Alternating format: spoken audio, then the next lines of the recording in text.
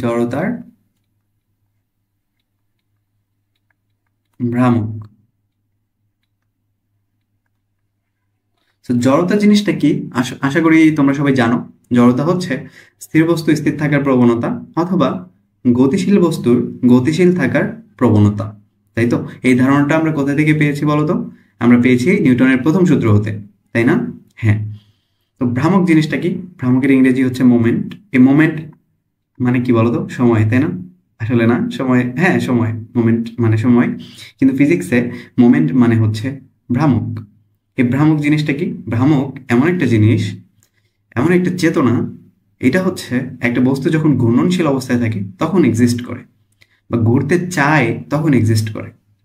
ওকে, তোমাকে যদি বলে যে কোনো কিছুর ভ্রামক বের করো, কোনো কিছুর ভ্রামক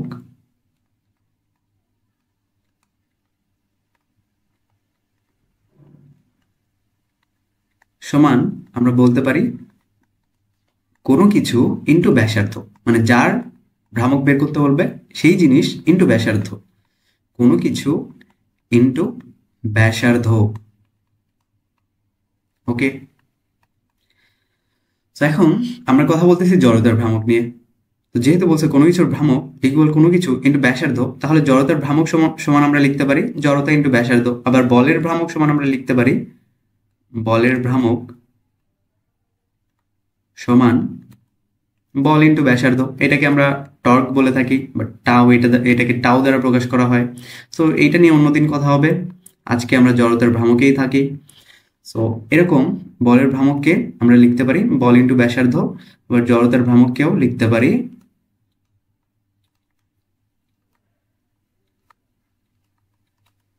জড়তা ইন্টু ব্যাসার্ধ, তাই না? হ্যাঁ, জড়তা ইন্টু ব্যাসার্ধ। ঠিক আছে। তো জড়তা এই জিনিসটা তো আমরা জানি যে স্থির বস্তু স্থির থাকার প্রবণতা অথবা গতিশীল বস্তুর গতিশীল থাকার প্রবণতা, কিন্তু এর সূত্রটা কি বলতো? দেখো, একটা বস্তু যখন রৈখিক বেগে গতিশীল, ধরো এর একটা ব্লক, এটা রৈখিক বেগে গতিশীল, এইটার জড়তা হচ্ছে এর ভর, বুঝছো? ভর ইকুয়াল জড়তা। কিন্তু একটা বস্তু যদি কৌণিক বেগে ঘোরাও, ধরো এই বস্তুর সাথে তুমি একটা সুতা বেঁধে এটাকে এইভাবে ঘোরাচ্ছ, এইভাবে ঘোরাচ্ছ, তখন এর জড়তা হবে, এর জড়তা সমান হচ্ছে ভরের ভ্রামক। আর ভরের ভ্রামক সমান আমরা কি লিখতে পারি? ভর ইন্টু ব্যাসার্ধ। কারণ আমরা বলে আসছি যে কোনো কিছুর ভ্রামক সমান আমরা লিখতে পারি কোনো কিছু ইন্টু ব্যাসার্ধ, তাহলে ভরের ভ্রামক সমান ভর ইন্টু ব্যাসার্ধ। এটাকে এভাবে লিখতে পারি এম ইন্টু আর। ওকে, তো জড়তা সমান আমরা লিখতে পারি এম ইন্টু আর, আর জড়তার ভ্রামক সমান জড়তা ইন্টু ব্যাসার্ধ। সো ব্যাসার্ধ আলাদা একটা গুণ করে দাও, তাহলে এটা কি আসে? M R square. তাহলে আই ইকুয়াল আমরা লিখতে পারি M R square, right? Yes. তাহলে খুবই একটা ইম্পর্টেন্ট সূত্র, I equal to M R square. তো চলো এখন একটু থিওরি দেখে ফেলি কিরকম। ধরো রৈখিক বেগে একটা ব্লক গতিশীল অবস্থায় আছে, এই ব্লকটাকে তুমি ধাক্কা দিয়ে সামনে নিয়ে যেতে পারবা কি পারবা না, বা সামনে নিয়ে যেতে তোমার কতটুকু কষ্ট হবে, এইটা নির্ভর করবে কিসের উপর বলো তো? এইটা নির্ভর করবে এই ব্লকের ভরের উপর, তাই না? তো ভর যত বেশি এটাকে সামনে নিয়ে যাওয়া তত কষ্টকর। ভারী ভরের ব্লককে সামনে নিয়ে যেতে বেশি কষ্ট হবে, হালকা ভরের ব্লককে সামনে নিয়ে যেতে কম কষ্ট হবে, তাই না? তাহলে কষ্টের পরিমাণটা এখানে কিসের উপর নির্ভর করতেছে বলতো? নির্ভর করতেছে ভরের উপর। কখন? বস্তুটা যখন রৈখিক বেগে গতিশীল। ওকে, এখন কেসটা যদি এরকম হয়, একটা বস্তু এভাবে কৌণিক বেগে গতিশীল, এইভাবে ঘোরাচ্ছ সুতা বেঁধে, ধরো এখান থেকে এর যে দূরত্ব, এই বস্তুর যে ভার কেন্দ্রের দূরত্ব সেটা হচ্ছে আর, এই বস্তুটার ভর হচ্ছে এম। এখন এই বস্তুটা ঘুরতে পারবে কি পারবে না, বা ঘোরানো কতটা কঠিন, সেটা নির্ভর করবে এর জড়তার ভ্রামকের উপর। ওকে, তো জড়তার ভ্রামক যত বেশি এটাকে ঘোরানো তত কঠিন। এক্ষেত্রে ভর যত বেশি এটাকে সামনে নিয়ে যাওয়া বা এটাকে গতিশীল করা তত কঠিন, আর এটাকে ঘূর্ণনশীল করা বা এটাকে ঘোরানো কঠিন হবে যদি এর জড়তার ভ্রামকের পরিমাণটা বেশি হয়। তাহলে আমরা একটা জিনিস বলতে পারি যে রৈখিক ক্ষেত্রে যেটা ভর কৌণিক ক্ষেত্রে সেটা জড়তার ভ্রামক। ওকে, সো ভরের যে কৌণিক ভার্সন সেটা হচ্ছে জড়তার ভ্রামক। তো এটা তো বললেই হবে না, একটু প্রুফ করে চলো। দেখো রৈখিক ক্ষেত্রের অনেকগুলো রাশি আছে যেগুলোর কৌণিক ভার্সনটা আমরা জানি কিরকম। তো রৈখিক সরণ এটাকে আমরা কৌণিকে লিখে থাকি থেটা হিসেবে। আবার রৈখিক বেগ এটাকে কৌণিকে আমরা কি লিখে লিখে থাকি বলতো? ওমেগা। রৈখিক যে ত্বরণ এটাকে কৌণিকে লিখে থাকি আলফা, তাই না? এস ইকুয়াল আমরা জানি, আচ্ছা এস ইকুয়াল আমরা জানি theta into R equal omega into R, A equal to alpha into R লিখতে পারি, তাই না? আবার বলকে আমরা লিখতে পারি টর্ক, বলের যে কৌণিক ভার্সন এটা হচ্ছে টর্ক, এই টর্ক সমান আমরা লিখতে পারি আর ইন্টু এফ, তাই না? এটা একটু উল্টা যদিও, কারণ এটা হচ্ছে আলটিমেটলি ভ্রামক নির্দেশ করতেছে। যাই হোক, এই কথা পরে হবে, টর্ক নিয়ে আলোচনা অন্যদিন হবে। এখন দেখো এফ সমান আমরা এম এ লিখতে পারি, পারি কিনা? এখন উভয় পাশে তুমি আর দ্বারা গুণ করে দাও, এম আর ইন্টু এ। আবার এই এ এটা সমান আমরা কি লিখতে পারি? আলফা ইন্টু আর লিখতে পারি কিনা? এ সমান আলফা আর, পারি। আর এই আর এফ এটা সমান আমরা লিখতে পারি torque. So torque equal M, দুইটা আর আছে, so R square into alpha. এই সূত্রটাকে তুমি এই সূত্রের সাথে তুলনা করো তো এখন, F equal to M A. খেয়াল করো রৈখিকে যেটা বল ছিল কৌণিকে সেটা টর্কের কাজ করতেছে, তাই না? টর্ক হিসেবে কাজ করতেছে। রৈখিকে যেটা ত্বরণ, রৈখিক ত্বরণ, সেটা কৌণিকে কৌণিক ত্বরণ। এখন রৈখিকে যেটা ভর কৌণিকে সেটা কি বলতো? এটা এই যে এই টোটালটা এম আর স্কোয়ার। এই এম আর স্কোয়ার সমান আমরা কি জানি? I. So I equal to M R square. So রৈখিকে যে বল সেটা কৌণিকে টর্ক, রৈখিকে যেটা রৈখিক ত্বরণ কৌণিকে সেটা কৌণিক ত্বরণ, আবার রৈখিকে যেটা ভর কৌণিকে সেটা জড়তার ভ্রামক। বুঝতে পারছো? ওকে, এখন আরেকটা জিনিস মনে রাখো, সবসময় মনে রাখবা সকল ভ্রামক, সকল ভ্রামক ভেক্টর রাশি, ভেক্টর রাশি। কিন্তু জড়তার ভ্রামক, জড়তার ভ্রামক এইটা হইল স্কেলার রাশি। এটা একটু এক্সেপশন, এক্সেপশন। ওকে, সকল ভ্রামক ভেক্টর রাশি, জড়তার ভ্রামক হলো স্কেলার রাশি।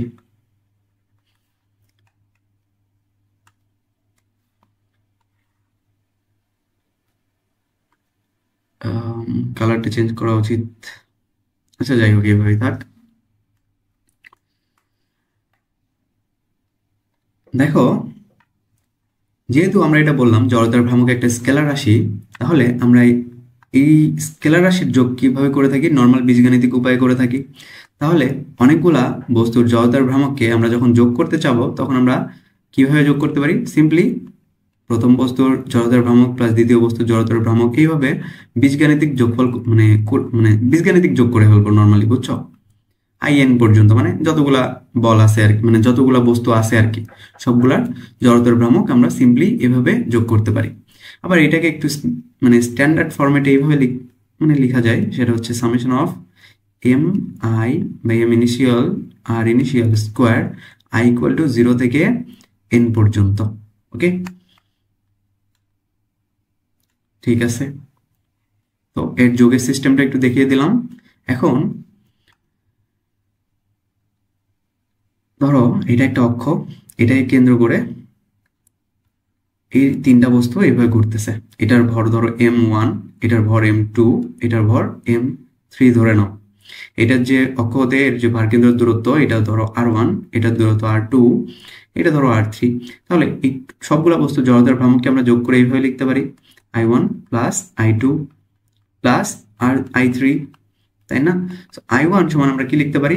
m1 r square, m1 r1 square, m2 r2 square plus m3 r3 square, তাই না? তো চলো এখন উদাহরণ দেখে ফেলি। চমৎকার একটা উদাহরণ আছে এখানে, একটা সমবাহু ত্রিভুজ। এই সমবাহু ত্রিভুজের প্রত্যেকটা বাহুর দৈর্ঘ্য ধরে নাও l, আর এই যে বাহুর মানে প্রত্যেক বাহুর কোণায় এম ভরের বস্তু আছে, প্রত্যেকটার ভর ধরো এম। এখন তোমাকে বললো এই যে ত্রিভুজটা এটা এই অক্ষকে কেন্দ্র করে এইভাবে ঘুরতেছে, টোটাল ত্রিভুজটা এইভাবে ঘুরতেছে। অক্ষটা কিসের মধ্যে দিয়ে? এই বস্তুর মধ্য দিয়ে আছে, বুঝছো? এখন তোমাকে বললো সম্পূর্ণ সিস্টেমটা জড়তার ভ্রামক বের করো। কিভাবে বের করবা? আমরা যোগের সিস্টেম জানি, summation of I equal two I1 plus I2 plus I3, তাই না? সো এখন I1টা বের করে ফেলো তো। ধরো এটা হচ্ছে I1, এটা হচ্ছে I2,